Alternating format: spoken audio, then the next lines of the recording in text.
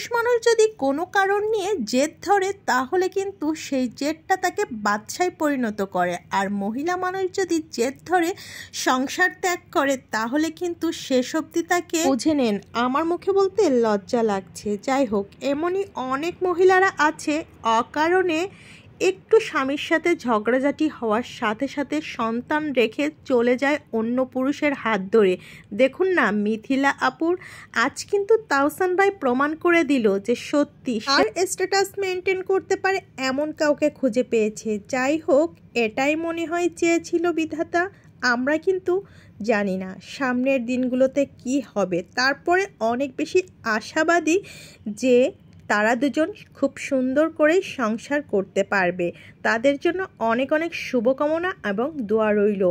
অনেক মহিলারা কিংবা আপুরাই আছেন যারা অল্পতে কোনো কিছু না চিন্তা করে, এমনকি আমি এটাও শুনেছি যে টিকটক করতে দিবে না, ঘরে বাচ্চা রেখে চলে গেছে অন্য আরেক পুরুষের কাছে যে কিনা টিকটক করতে দিবে। হায় রে ভাই, তোমার জীবনে টিকটকই বড়।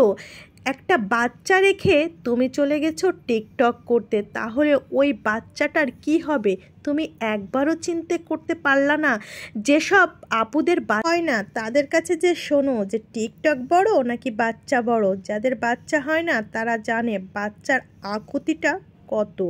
আর আল্লাহর কাছ থেকে পাওয়া শ্রেষ্ঠ একটা নারী জীবনের সম্পদ হলো সন্তান।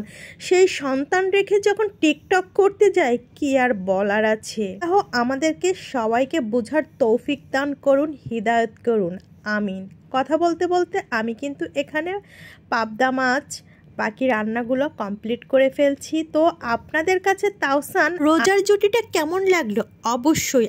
আমার তো মনে হয় তাওসানের যারা ক্রাশ ছিল তারাও আলহামদুলিল্লাহ বলেছে, কারণ এত ভালো মন মানসিকতার লোক, এত ভালো একটা মিষ্টি মেয়ে পেয়েছে।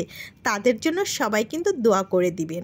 তো আজকে আপনার এলাকায় শীতের কি অবস্থা? আমাদের ঢাকায় কিন্তু কিছুটা হলেও একটু কম। বাবা পেয়েছে তার জীবনসঙ্গী আর মা পেয়েছে 2-4টা বয়ফ্রেন্ড। এখন বাচ্চাটার কি হবে? বাচ্চাটার কথা যদি প্রথম থেকে মিথিলা চিন্তা করত তাহলে হয়তোবা আর এরকম একাকিত্ব থাকতে হতো না।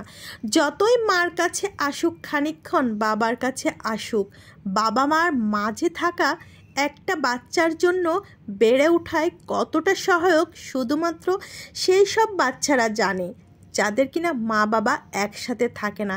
পৃথিবীতে থাকার পরেও তারা আলাদা আলাদা থাকে পুলকের ঠেলায়। যাই হোক, কথা বলতে বলতে আমার রান্নাটা অলরেডি ডান হয়েছে। ভিডিওটার সাথে থাকার জন্য ধন্যবাদ। আসসালামু আলাইকুম।